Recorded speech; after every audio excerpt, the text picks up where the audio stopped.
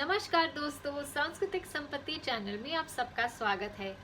इस चैनल पे हम हमारे सनातन धर्म की रीति रिवाजों को और उत्सवों को एक वैज्ञानिक दृष्टिकोण से देखते हैं, तो प्लीज हमारे चैनल को सब्सक्राइब कीजिए।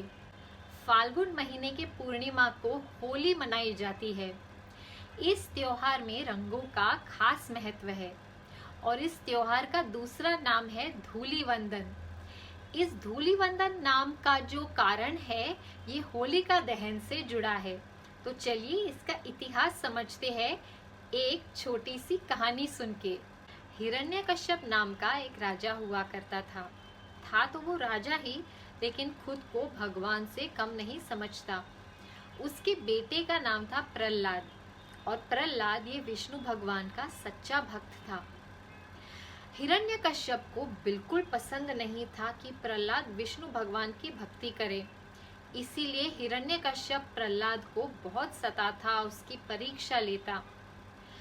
होली अष्टक जो है, ये होली के पहले आने वाले 8 दिनों को कहा जाता है। इस होली अष्टक के दौरान हिरण्यकश्यप ने प्रहलाद को बहुत सताया था, उसे टॉर्चर भी किया था।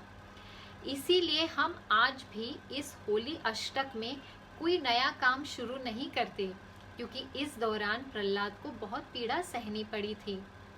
साइंटिफिकली भी देखा जाए तो इन 8 दिनों में जो ग्रहों की स्थिति होती है, ये सारे राशियों के लिए बहुत साधारण होती है, ये लाभदायक नहीं होती। इसीलिए हम इन 8 दिनों में कोई नया काम शुरू नहीं करते। लेकिन इस होली अष्टक के दौरान अन्नदान करना या किसी भी ज़रूरतमंद की मदद करना, ये बहुत ही अच्छा माना जाता है। चलिए अब होलिका दहन के बारे में थोड़ी चर्चा करते हैं। जैसे मैंने आपको पहले कहा कि हिरण्यकश्यप को बिल्कुल पसंद नहीं था कि प्रहलाद ये विष्णु भगवान की भक्ति करे, तो वो नए नए तरीके ढूंढता प्रहलाद को टॉर्चर करने के लिए। अब हिरण्यकश्यप ने एक निर्णय लिया कि मैं प्रहलाद को जला देता हूँ। तो फिर उसके मन में एक सवाल आया कि शायद प्रहलाद अग्नि को देख के भय से डर जाए और भाग जाए। फिर हिरण्यकश्यप ने होलिका को बुलाया। होलिका हिरण्यकश्यप की बहन और प्रहलाद की बुआ थी। होलिका को ये वरदान था कि अग्नि उसका कुछ नहीं बिगाड़ सकती। तो हिरण्यकश्यप ने होलिका से कहा कि आप प्रहलाद को अपने गोदी में लेके आप अग्नि में बैठिए।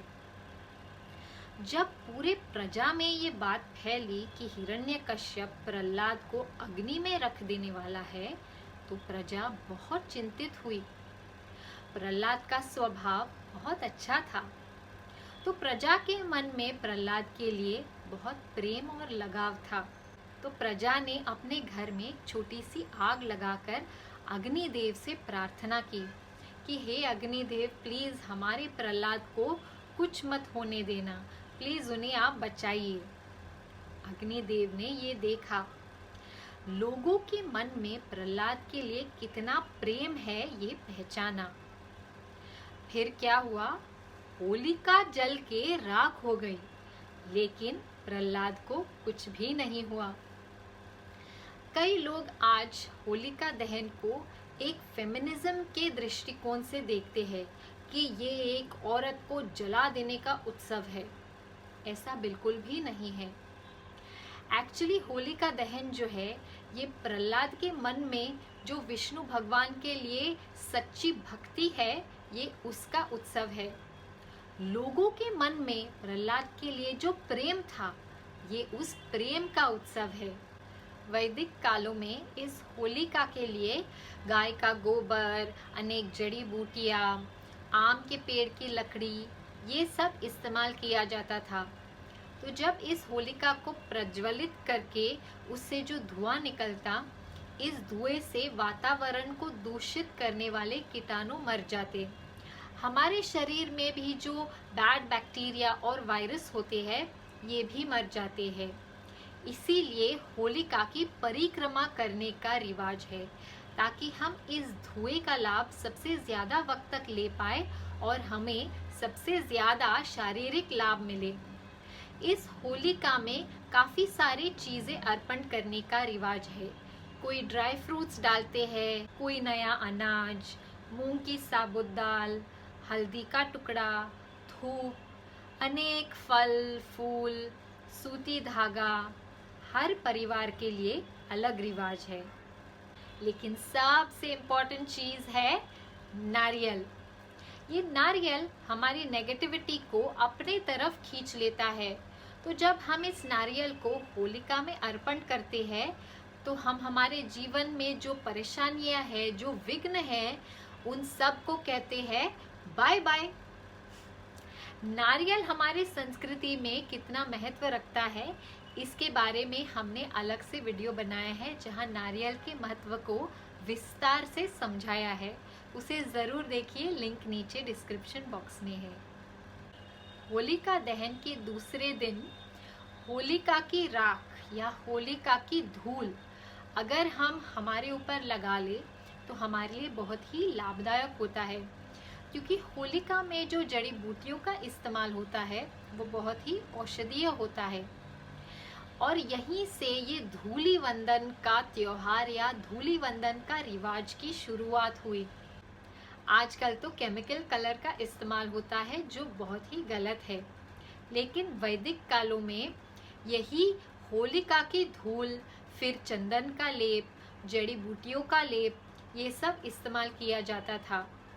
फिर इस रिवाज में रंगों का आगमन हुआ, जैसे पीले के लिए हल्दी इस्तेमाल की जाती थी, लाल के लिए सिंदूर, ब्राउन के लिए मेहंदी और ऑरेंज के लिए हल्दी और केसर का मिश्रण इस्तेमाल किया जाता। इसके पीछे एक बहुत ही वैज्ञानिक कारण है। होली का जो त्योहार है ये सर्दियों के अंत में आता है और वसंत ऋतु या स्प्रिंग सीजन के शुरुआत में। कई लोग सर्दियों में नहाने का आलस करते हैं तो उन्हें एक्ने या अन्य स्किन रिलेटेड प्रॉब्लम्स हो सकती है।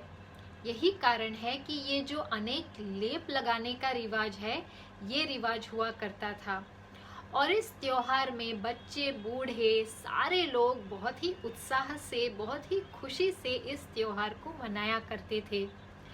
एक और चीज़ होती थी कि शरीर में सर्दियों के दौरान जो आलस बैठ जाता है वो भी इस त्योहार के माध्यम से हट जाता।